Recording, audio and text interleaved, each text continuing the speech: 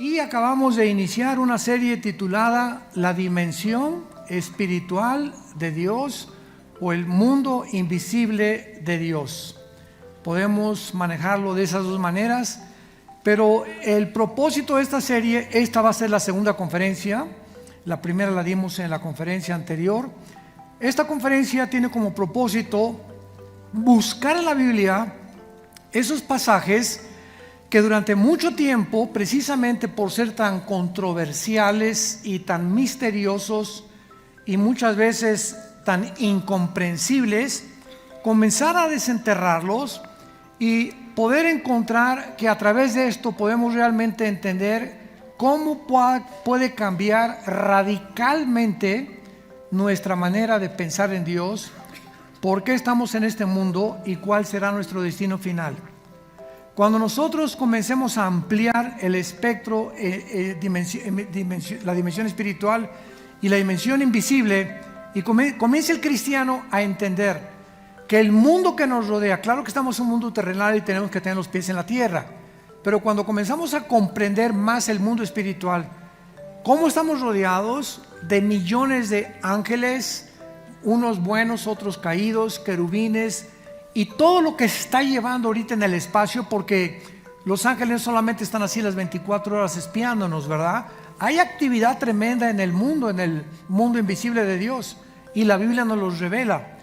Y cuando comenzamos a comprender el mundo espiritual o de los ángeles, cómo opera y qué características tienen estas entidades espirituales y la influencia que tienen sobre nosotros, comenzamos a abrirnos un mundo diferente de confianza en cómo piensa Dios.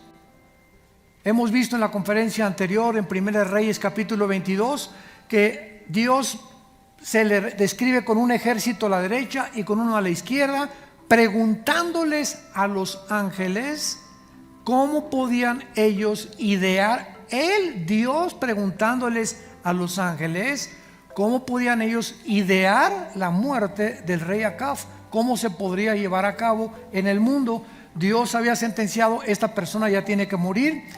Dios es el único que decide cuándo los seres humanos mueren, pero la forma de hacerlo, les pregunta a Dios, y viene un espíritu y le dice una cosa, viene otro espíritu y le dice otra cosa, y nos damos cuenta, nos enfrascamos en un mundo donde, oye, ¿qué Dios necesita pedir consejo? ¿Dios necesita pedir ayuda? ¿Acaso no lo puede hacer Él? Y contestamos con otra pregunta: ¿que acaso Dios también no puede mandar a los ángeles y evangelizar el mundo? ¿Nos necesita a nosotros, pobres criaturas vulnerables, tercas, rebeldes como somos? ¿Le place a Dios en su soberanía llamarnos, vayan y prediquen el evangelio, cuando Dios lo podía hacer? ¿No puede Dios acaso soplar y detener el viento? Y en Apocalipsis decir, y los 4 ángeles fueron para detener el viento, y Dios mandó a los ángeles para esto. Y vemos que Dios, tanto en el mundo invisible como en el mundo visible, usa a sus criaturas que Él ha creado para sus propósitos, porque Él así lo diseñó, así lo designó, y al mismo tiempo somos agentes morales. Tanto los ángeles en el cielo como nosotros somos criaturas responsables y morales de las decisiones que tomamos. Vamos a ver a continuación que no cabe duda que la Biblia tiene pasajes extraños, como ya lo vimos, especialmente en la dimensión espiritual. Vimos también, ¿verdad?, la serpiente en Génesis 3, que era o no era serpiente, por qué la Biblia le llama serpiente, porque dice que era más astuta que las criaturas que estaban en el huerto. Se tradujo los animales del campo. En el hebreo es Chai Nepesh, criaturas vivientes. Porque en Génesis 6 hay una mezcla de ángeles con humanos. ¿Se pueden los ángeles mezclar con humanos? ¿De dónde salieron los gigantes Nefilim de 4,5 metros, con 12 dedos en las manos y 12 dedos en los pies? Pudo Eliseo en Segunda de Reyes ver el mundo espiritual, carrozas y ejércitos rodeando el mundo y tratando de impedir que abajo en la tierra lo mataran a él. Podemos meternos en todos estos pasajes y decir, ¿realmente lo creemos? ¿Está esto de verdad sucediendo? Una carroza de fuego baja y se lleva a Elías, el profeta. Una carroza de fuego. ¿Que los caballos vuelan? ¿O los ángeles tienen alas? Y cuando comenzamos a cuestionar todos estas cosas que están en la Biblia, es cuando comenzamos a buscar dentro de la misma Biblia las respuestas, porque la Biblia no es de interpretación privada. Y cuando comenzamos a escudriñar las Escrituras, comenzamos a tener más luz y más luz y más luz, porque la luz viene gradualmente. Si tú vienes a la Biblia una vez a la semana y hoy el domingo ni la Biblia trajiste, ¿a qué virgen invocamos? Virgen de todos los santos. Ni el domingo traes la Biblia, porque ya te acostumbraste que hay un versículo de vez en cuando u otro por allá. No la tienes ahorita en tus rodillas tomando notas, buscándole. Amós, ¿dónde estará? Me voy al índice, página 995, y ya la abres y comienzas a manejar la espada del Espíritu y a saber dónde está todo, porque la usas. Y lo que no se usa, pues con el tiempo, ¿verdad?, se descompone. Tú dejas tu carro estacionado 6 meses, se va a acumular el aceite abajo y se va a endurecer y ya no va a arrancar tu carro. Todo lo que no se usa se descompone. Agarra un brazo y métetelo aquí y guárdatelo 6 meses. A los 6 meses no puedes estirar el brazo, se te entumieron los músculos. Así es exactamente el cerebro y el mundo espiritual. ¿No ves la Biblia? Entonces nomás te entra así de luz. Tienes 5 años en Cristo y así has dejado que entre la luz, porque nomás la lees una vez a la semana, o a lo mejor 1 hora a la semana. Pero los que la leen más y la meditan y la estudian y traen su Biblia y son hombres de la palabra de Dios, entra la luz de una forma tremenda, te ilumina, te da seguridad, te da fuerza, comienza a tener respuesta a muchos problemas. Tu frustración que traes, tu amargura, la ansiedad, el estrés que está gobernando a los seres humanos comienza a salir de tu vida, porque en el amor no hay temor. El perfecto amor echa fuera el temor, echa fuera el estrés, echa fuera la ansiedad, y comienzas a vivir una vida en abundancia. He venido para que tengan vida y vida en abundancia. Entonces, qué triste que los cristianos no puedan vivir de esa manera en el mundo en que estamos viviendo. Muy bien, vamos pues a ver que no cabe duda que la mayor parte de la gente actualmente está fascinada con lo sobrenatural y lo sobrehumano, y lo podemos comprobar con la cantidad de películas que actualmente se están pasando de ciencia ficción y que en los últimos años se han estrenado. Los superhéroes, los Transformers, los X-Men, Harry Potter, los Vengadores, Batman, Superman, Rambo, invasiones de demonios, invasiones extraterrestres, la guerra de las galaxias. Y la pregunta es, ¿por qué? ¿Por qué han tenido éxito todas estas películas y todos estos videos que están transmitiendo? Simplemente podríamos contestar porque estas películas se salen del mundo ordinario. En otras palabras, nos ofrecen un mundo más emocionante que el mundo en que estamos viviendo. Nos transportan a otra dimensión, donde vemos que tienen poderes, etcétera, etcétera. Tienen algo, casi todas, ¿verdad?, entre el bien y entre el mal, pero magnificado a una escala cósmica que emociona. Y por otro lado, la gente es atraída siempre por el mundo sobrenatural. Por eso la gente va a una feria a que le lean la mano, el tarot, la bola de cristal, gobernantes que consultan a chamanes, etcétera, etcétera, porque somos atraídos a otra dimensión que algo nos da testimonio que existe. Porque dice Eclesiastés, apúntalo, 3, versículo 11. Eclesiastés 3:11, que Dios puso dentro del alma humana el mundo eterno, la eternidad. Traemos dentro de nuestra alma la eternidad. Y no somos como el chimpancé o como el delfino, como el elefante o como cualquier animal inteligente, que son inteligentes y tienen alma los animales, pero los animales no tienen conciencia de Dios. No tienen conciencia de otro mundo que existe. Y cuando se nos presenta a nosotros en películas y esto y la guerra de las galaxias y que Marte y los viajes, nos atraen y nos fascina. Porque repito, nos sacan del mundo natural. Y esta es la Biblia. La Biblia es un libro, el único de los billones de volúmenes de literatura que existen. El único libro que nos saca del mundo natural, nos corre las cortinas y nos revela un mundo impresionante que se ha estudiado con mucho descuido, y que al conocer este mundo impresionante, de veras te vas a sentir un superhéroe. Te vas a sentir con una confianza en el Espíritu Santo y en Cristo, y vas a saber que mayor es el que está dentro de mí, mayor es el que está dentro de mí, que esa persona que se endemonió, que esa bruja que me maldijo, que cualquier persona que tenga poderes. Dentro de nosotros tenemos el poder del Espíritu Santo, que es mayor a cualquier otro espíritu que pueda haber en el mundo. Y cuando lo descubres, ¿qué te hace caminar? Como soldado, como guerrero. Ya no caminas con temor. ¿Y qué me va a pasar? ¿Por qué? Porque sabes que dentro de ti siempre estará Dios. Nunca te va a dejar, nunca te va a abandonar. Perderás el temor, y al echar fuera el temor de tu vida, tendrás paz para conocer la voluntad de Dios. Muy bien. Vamos a ver que existe dentro de la condición humana algo que siempre anhelamos que vaya más allá de nosotros, ¿verdad? Nuestra experiencia humana. Sin embargo, las mayores cosas que la gente se imagina no son reales.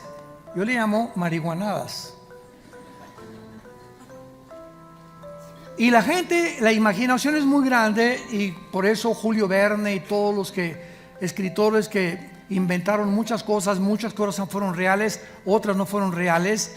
Pero por tratar de escaparnos de este mundo, el mundo busca entonces a través de las drogas. El LSD que los Beatles trajeron a América, que es la dietilamida de ácido lisérgico, la marihuana, ahora el éxtasis y otras sin número de anfetaminas que existen. Ingerir algo que nos saque de este mundo, que nos transporte a un mundo psicodélico que no existe más que en nuestra mente, porque no es real, y que estás bajo el influjo de demonios. Y cuando tú viajas al mundo invisible que nos rodea y no eres guiado por el único guía que te puede guiar, que es el Espíritu Santo, eres engañado. Entonces, hay espíritus que están tratando de que nosotros busquemos la manera, o como muchos faquires que se sientan, ¿verdad? Y llegan a concentrarse para no sentir dolor, o comienzan a concentrarse y dicen que tienen poderes de hipnotismo, de ver el futuro, etcétera, etcétera.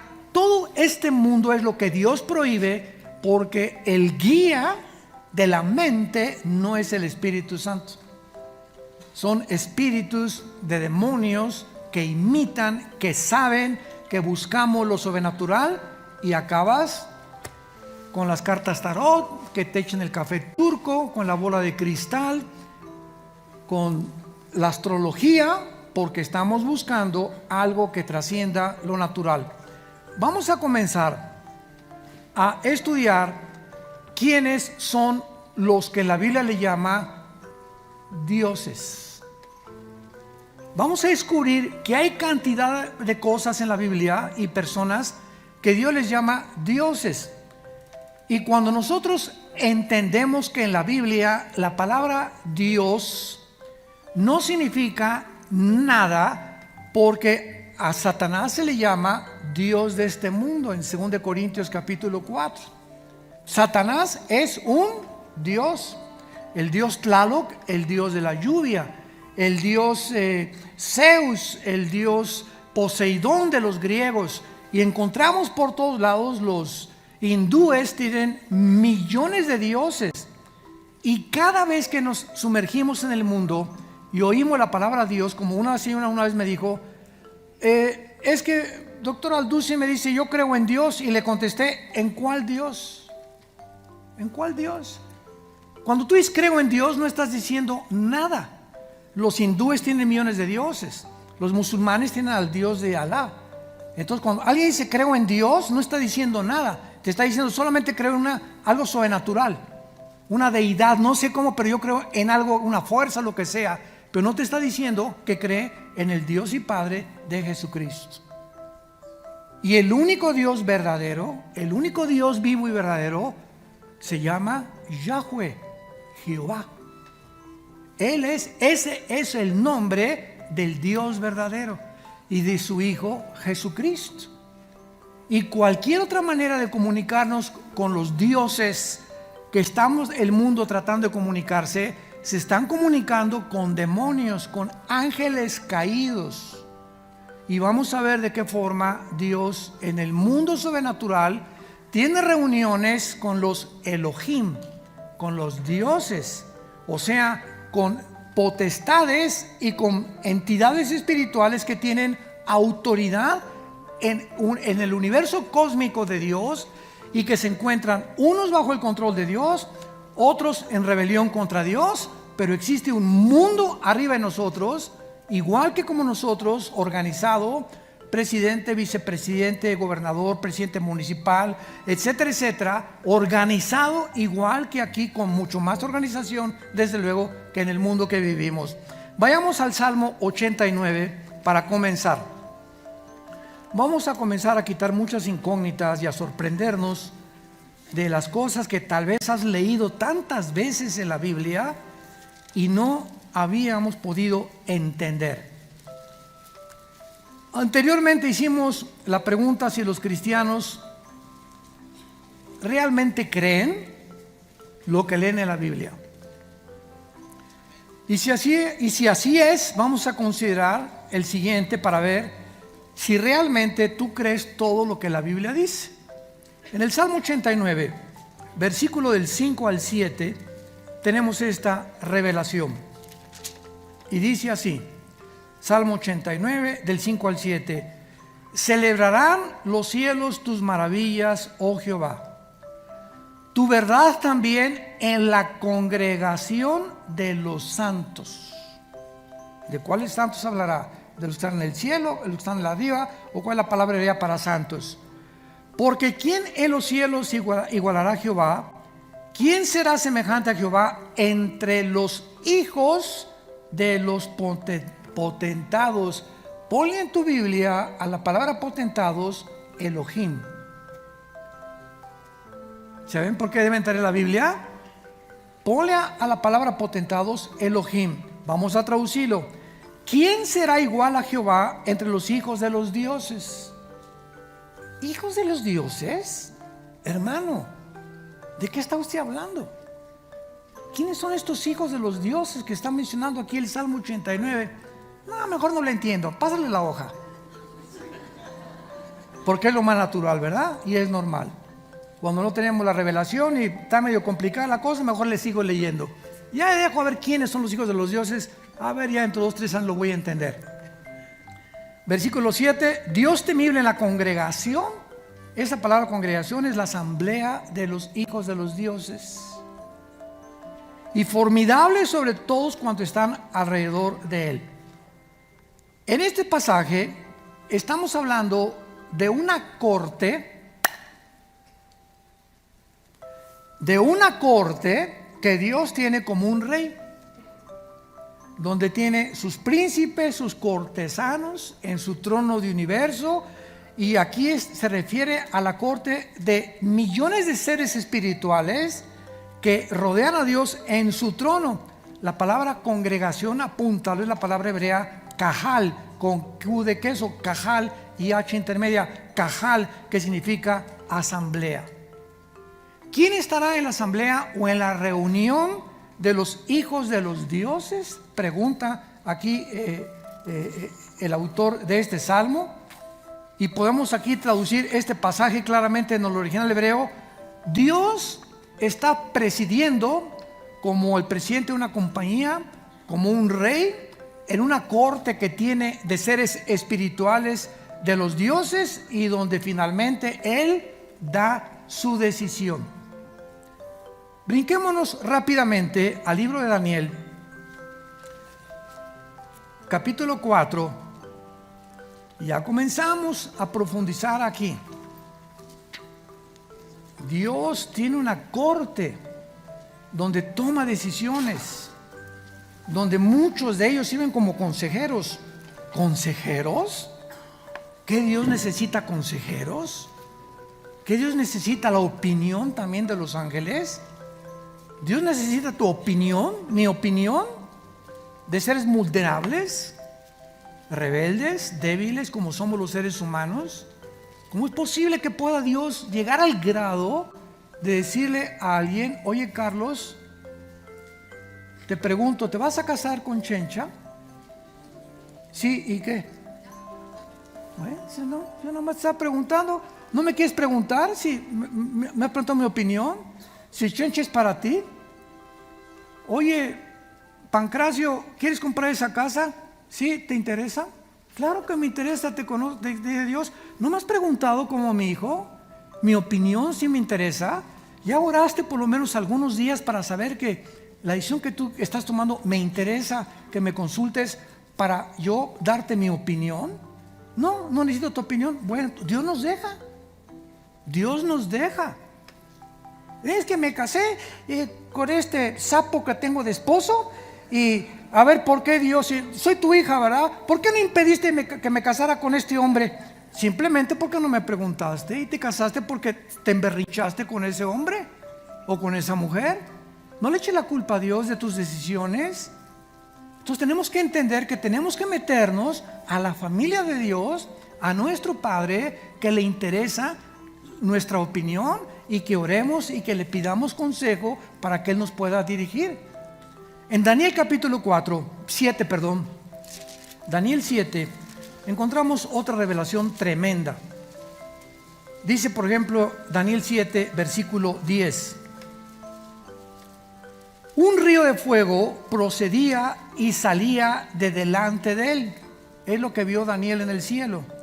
Millares de millares le servían y millones de millones asistían delante de él. El juez se sentó y los libros fueron abiertos.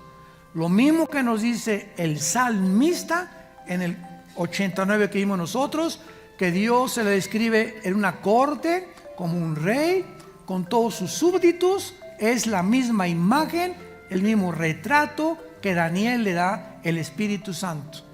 Dios lo veo en su trono con millones de entidades espirituales que le están sirviendo y le están asistiendo noche y día, igual que nosotros. No cabe duda que es sorprendente estos pasajes, como nos vamos a sorprender todavía más, porque ¿de qué dioses, de qué Elohim se está hablando la Biblia? ¿Por qué se les llama a todos los que sirven a Dios los hijos de los dioses? A ver, vamos a comenzar a conectar las piezas del rompecabezas. Desde el libro del Génesis, Satanás le dijo a Eva: Eva, serás como Dios, pero eso no dijo. Si tienes tu Biblia, apunta lo que le dijo Satanás a Eva. Esa palabra Dios es Elohim. Entonces, Satanás le dijo a Eva: serán como los plural dioses. Si tú participas de ese árbol o de ese fruto, vas a ser como los dioses. ¿De cuáles dioses está hablando Satanás? Ya que seguimos estudiando la Biblia por todos lados, vamos a encontrar que a todas las criaturas espirituales que están en el cielo, todas ellas conocen ahora el bien y el mal. Hubo ángeles que se rebelaron, se quisieron asomar qué es la maldad y fueron arrastrados por Lucifer.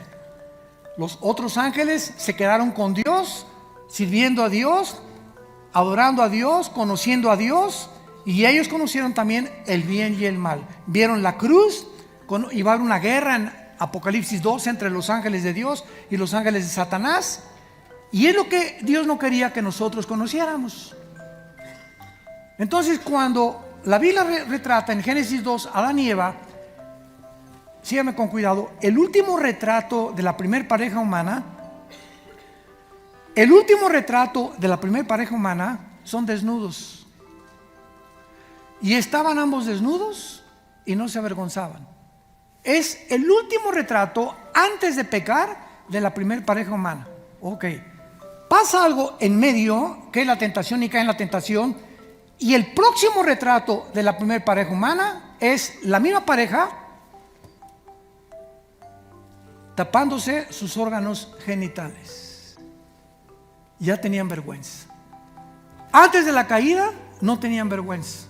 Después de la caída, lo primero que vino a sus vidas es, descubrieron que estaban desnudos. Antes, cuando no tenían pecado, no sabían que estaban desnudos. Pero ahora la desnudez les provoca vergüenza. Antes vivían en estado de inocencia, ahora conocen el mal. Agarra a un niño de 2 años y a una niña de 2 años y ponlos en una tina desnudos y no hay ningún problema. A esa edad, 1 o 2 años, no están conscientes los seres humanos de su desnudez. Mételo de 4 o de 5 años y ya inmediatamente un niño de 4 o una niña de 4 o 5 años se tapan. Pregunta: ¿quién les dijo que estaban desnudos? ¿Quién les enseñó que es vergüenza o que es vergonzoso nuestra desnudez? ¿De dónde vino este sentimiento que agobia al ser humano y que causa que la corrupción que ha habido por toda la historia ha sido precisamente a través de la sexualidad? Todos los más grandes crímenes, todo lo que hay ahorita, todo el degeneramiento, divorcios, transgénero, homosexualismo, lesbianismo, lo que tú me quieras mencionar, está relacionado con la sexualidad. No arruina a un hombre peor cosa que el adulterio. Arruina su vida, arruina su familia, su matrimonio, su negocio. A un hombre de Dios arruina su ministerio, etcétera, etcétera. No hay cosa que haga más daño en el ser humano que una sexualidad descarriada, sin freno, no controlada por el Espíritu Santo. ¿Y de dónde viene esto? Desde el huerto del Edén. Entonces, ¿qué le estaba diciendo Satanás a Adán y a Eva? Van a ser como dioses. Ahora, ¿qué dioses se refería a Satanás? Van a ser iguales a todas las entidades que existen en el cielo y que conocen ya el bien y el mal y la rebelión de un querubín llamado Lucifer. Si ustedes participan de eso van a ustedes a participar. Van a convertirse en dioses. Ahora, vayamos a otro pasaje, Salmo 82. Y este está todavía mucho, mucho más claro, más explícito y más misterioso a primera vista. Veamos este pasaje para confirmarlo. Salmo 82, versículo 1. Lo leemos primero en el castellano y después le agregamos las palabras originales hebreas. Dios está en la reunión. ¿De quién? Dios está presidiendo una reunión de dioses.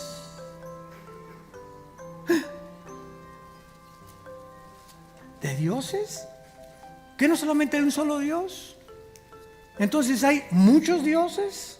Ya comenzamos a entender que la palabra Dios no implica al ser supremo, sino simplemente entidades con poderes que gobiernan y que son atribuidos a los seres humanos.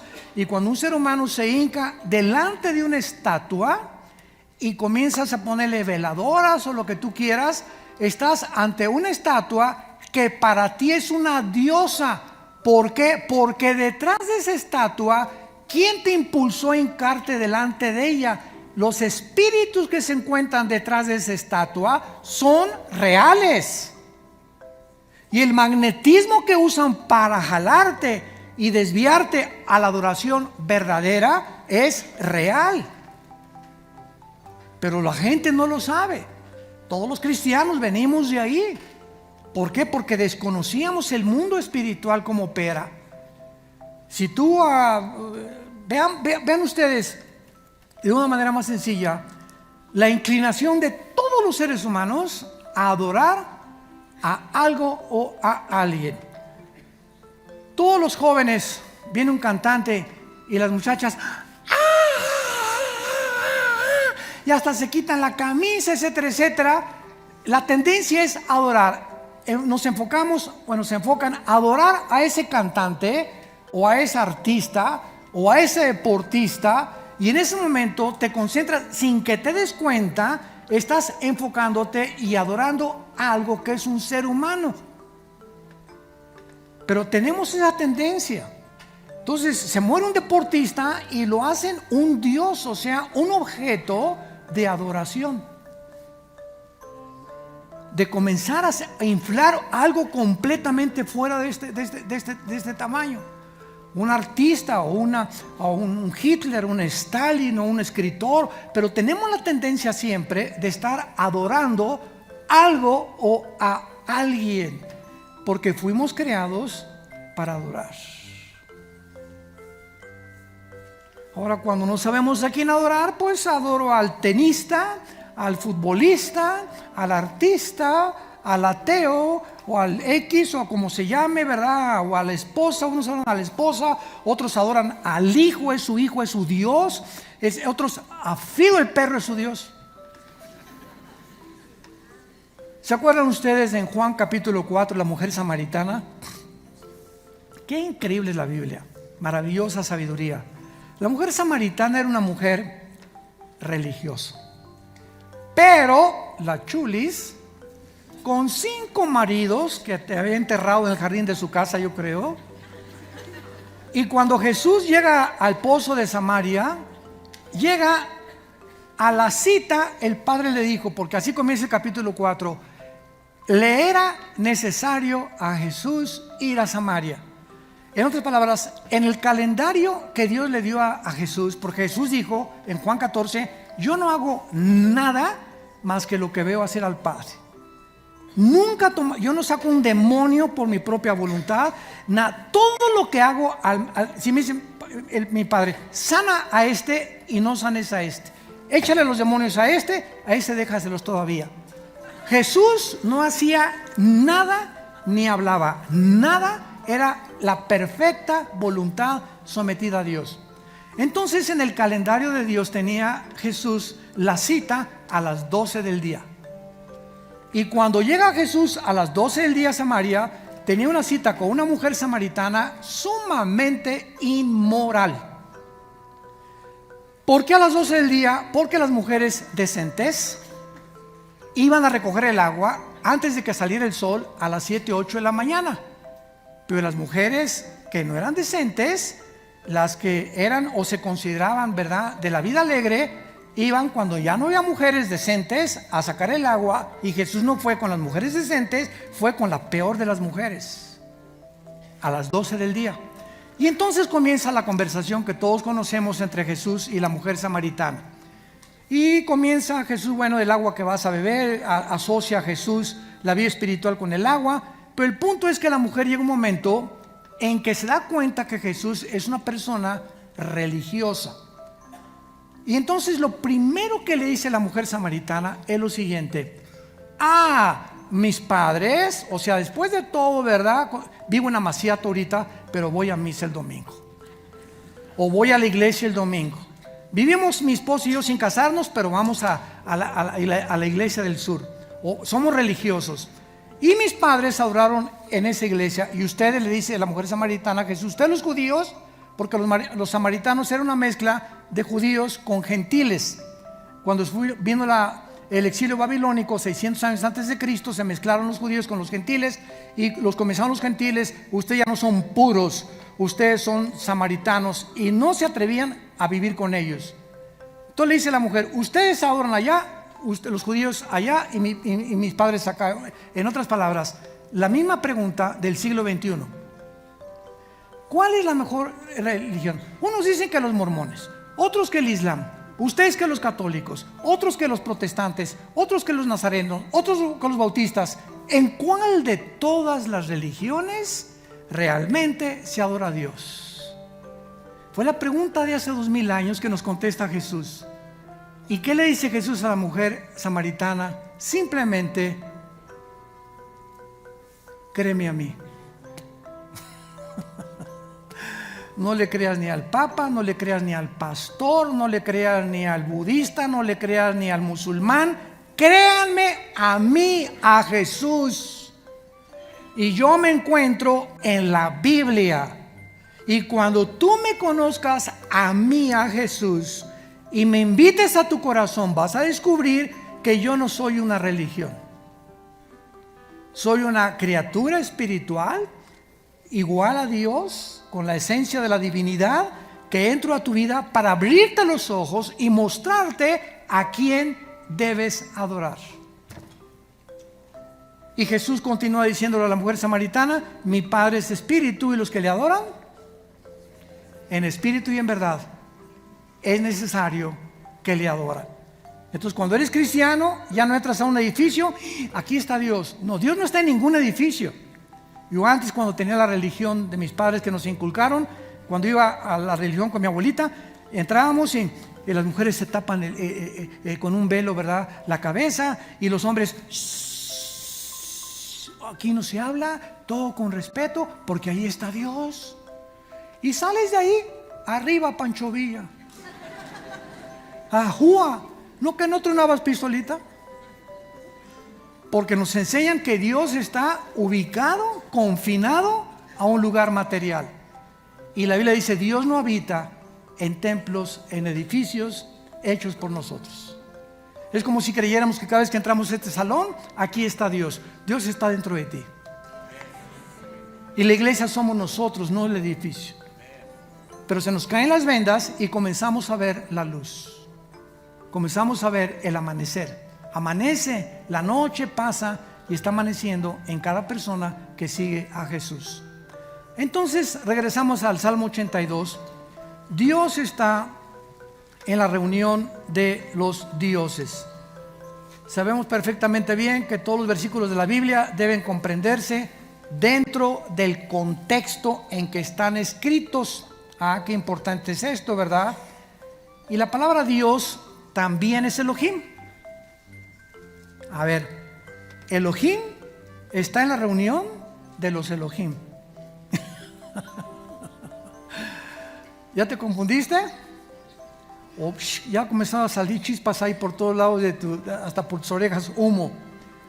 Esta palabra Elohim, lo vamos a ver ahora y lo vamos a entender, se usa para muchas cosas en la Biblia, para que podamos entender lo que significa. En primer lugar, se usa para Dios al Padre. Sí, para Dios al Padre se usa la palabra Elohim en Génesis 1:1. En el principio, Dios hizo los cielos y la tierra. Apúntalo en tu Biblia, arriba de Dios, ahí es Elohim. En el principio, Elohim hizo los cielos y la tierra. Bereshit bara Elohim ha-eretz ha-samayim, en el original hebreo. Entonces nos damos cuenta que se usa para Dios al Padre. Por eso aquí se usa en el Salmo 82, Elohim está en la reunión de los Elohim. Ahora bien, también se usa para demonios. Más enredo, ¿verdad? Esto es maravilloso porque todo nos va a desenredar el Espíritu Santo. Vayamos a Deuteronomio capítulo 32. Deuteronomio 32. ¿Ven por qué necesitan traer la Biblia? Deuteronomio 32, versículo 17. Está en el Antiguo Testamento para que te regreses a Apocalipsis. 32, 17. Sacrificaron a los demonios y no a dioses que no habían conocido, y no a Dios a Dios que no habían conocido, a nuevos dioses venidos de cerca que no habían temido nuestros padres. Esta palabra demonios es la palabra que dice la Biblia que sacrificaron a los demonios. Es la palabra, apúntalo, Shed, S de Samuel, H, E de Enrique, D de Daniel. Es la palabra hebrea Shed, que se traduce dioses o Elohim. Entonces, cuando los judíos estaban sacrificando, no al Dios verdadero, cualquier sacrificio que hagas que no es al Dios verdadero, lo estás haciendo a dioses, escondidos detrás de lo que tú estás ofreciendo. Cuando tú llegas en el Día de Muertos, fíjense, digo por ignorancia, ¿verdad? Y traes tu olla de mole para don Panchito, que se murió hace 3 años. Don Panchito, aquí está mi olla de mole y mis florecitas. El muertito no se va a comer ni el mole, ni tampoco las flores le van a gustar, porque no hay nadie ahí. Estamos trayendo a algo que nos imaginamos que representa cuando es algo completamente inadecuado, y esto se llama paganismo. Ahora, muchas personas son paganas y lo éramos nosotros, y hay todavía muchos cristianos que siguen siendo paganos, haciendo cosas que realmente no le corresponden a Dios. Pero cuando lo haces por ignorancia, Dios te perdona, porque no sabes. Ya está la India María trayendo el molito y la señora Fifi trae las flores al muertito. Ni el muerto se beba las flores, ni se va a comer el mole. Tanto los ricos como los pobres somos igual de ignorantes y hacemos cosas, ¿verdad?, yéndonos de rodillas, sangrándonos por todo, peregrinaciones. Todas estas cosas las hacemos porque algo nos impulsa a hacer algo para ser aceptados por los dioses. Mira mis rodillas, Señor, ¿vas a sanar así a mi niña? Mira lo que he sufrido. Mira, tengo cargando la cruz durante 10 kilómetros, Señor. Ve mi sufrimiento. Quiero hacer esto para que tengas misericordia de mí. Todo eso es ignorancia. Dios hizo el más grande sacrificio en la cruz. No nos pide ya Dios sacrificios, sino obediencia. Pero lo hacemos por ignorancia, porque no conocemos las sagradas escrituras. Muy bien. Ahora veamos también que este término hebreo, Elohim, ya vamos a profundizar y a rascarle más todavía, no se refiere a una gama o a un conjunto especial de habilidades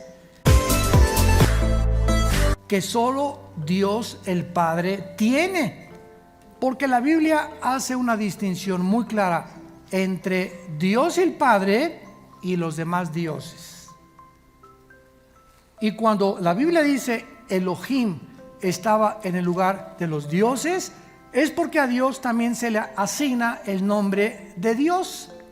Pero realmente, si tú dices creo en un Dios y no es el Dios de la Biblia, Jehová es otro Dios que no es el Dios verdadero. Por ejemplo, veamos nosotros las veces que la Biblia menciona Elohim o el Dios que es el Dios verdadero. Éxodo capítulo 7. Dichosos los que traen su pluma y su Biblia. Éxodo 7, versículo 1. Nota esto. Jehová dijo a Moisés: mira, yo te he constituido Elohim. Te he constituido Dios. Yo te he constituido Dios para Faraón. Y tu hermano Aarón será tu profeta. ¿Qué le está diciendo Dios a Moisés? No que sea un Dios como el Dios el Padre. Te he constituido con el poder o la representación que un Dios tiene para Faraón. Tú me estás representando al Elohim del cielo aquí abajo en la tierra. Salmo 29, versículo 1. En el Antiguo Testamento también. Salmo 29, versículo 1, dice así: tributad a Jehová, oh hijos de los Elohim. Tributad a Jehová, oh hijos de los Elohim, dad a Jehová la gloria y el poder. Salmo 95, versículo 3.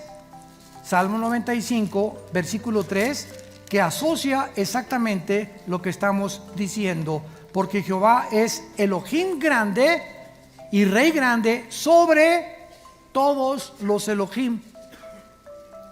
Ven cómo el Espíritu Santo nos va llevando ya, y al mismo tiempo que se les llama a las entidades espirituales dioses, hay un Dios que es el verdadero Dios sobre aquellos que quieren tener las facultades y el poder de Él, delegado por Dios, el Dios verdadero, y que se les llama en la Biblia también dioses. Ahora bien, esta corte espiritual que Dios tiene y que rodea a Dios de entidades espirituales son espíritus. Todos fueron creados. Lucifer ha sido, es y será hasta ahorita la criatura espiritual, el sello de la perfección de la creación de Dios. Lucifer, no existe un querubín, un serafín, un ángel, ni el arcángel Miguel, nadie más bello, más poderoso, más sabio que él. De todo lo que Dios ha creado, su obra maestra, su obra de arte fue Lucifer.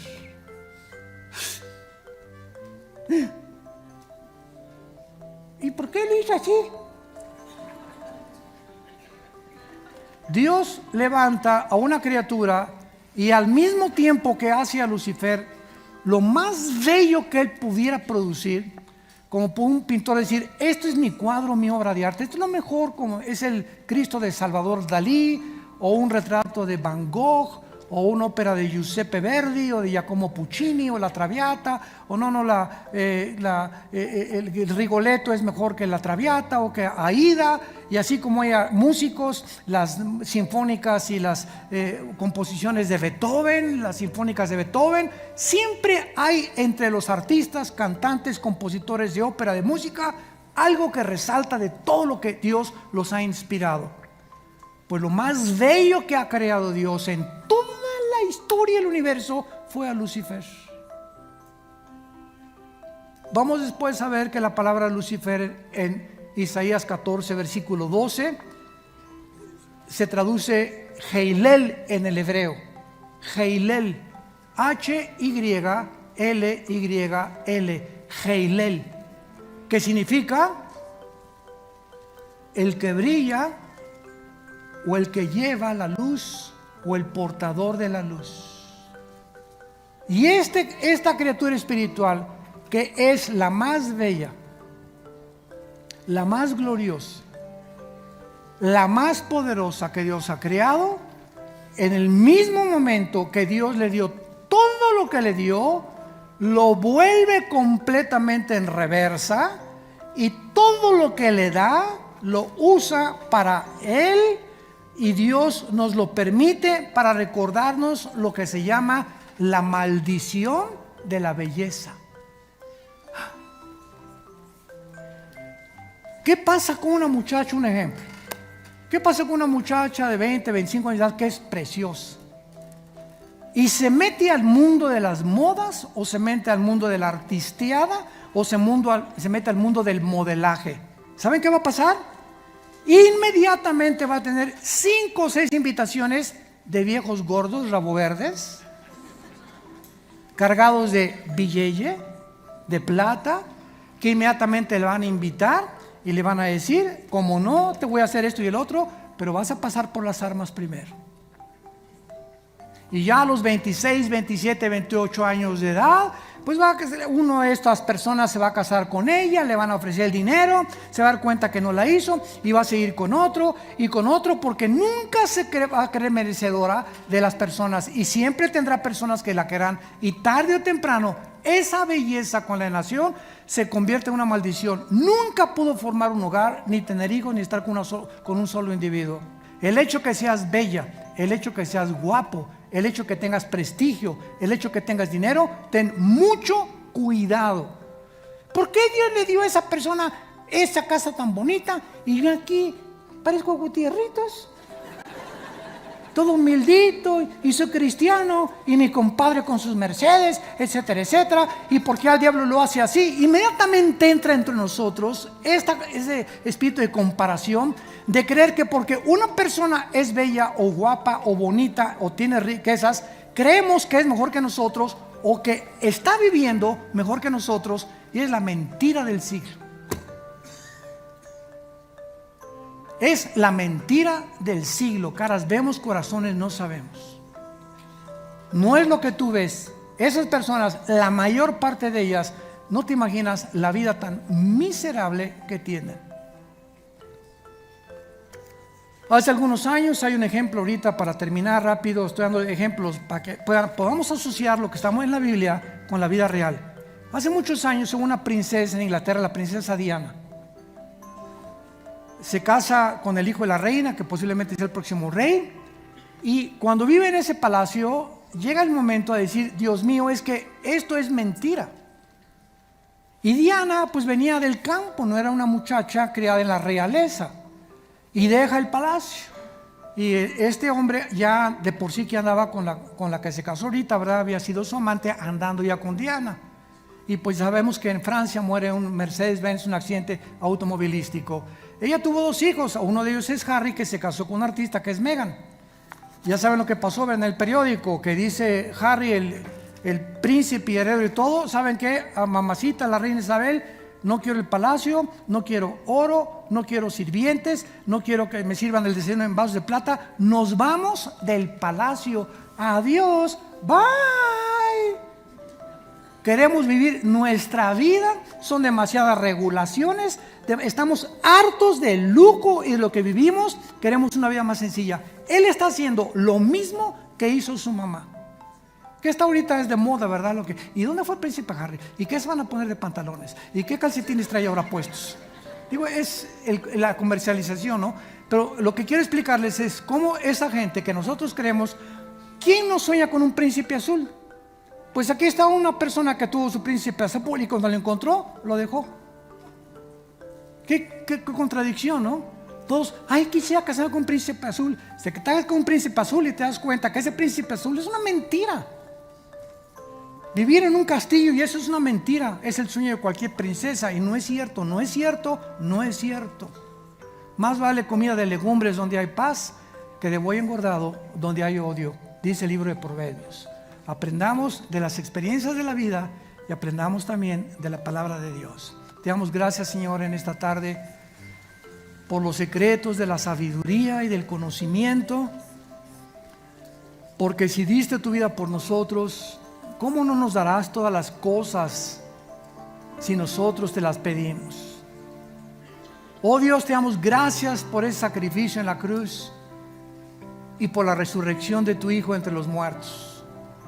Porque Jesucristo fue crucificado, enterrado y resucitado a los 3 días, para traer a nuestra vida la esperanza que anhela nuestro corazón, ubicarnos en el camino de la justicia, de la verdad, en el camino de la luz. No hay otro camino más que el de Jesús. Él es el camino, Él es la verdad, Él es la vida. Dichosos y felices todos ustedes que siguen a Jesús con pasión, con todas las fuerzas de su corazón, que le han entregado sus vidas y que la corta vida que Él nos ha dado, la estás viviendo para Él. Porque vas a descubrir que nada de lo que el mundo nos ofrece, belleza, poder, dinero, influencia, placeres, vanidad de vanidades, todo está vacío, porque no es ahí donde está la razón de nuestra existencia. Esta se encuentra en nuestra relación con Dios por medio de la persona de su Hijo Jesucristo, en quien oramos en esta mañana.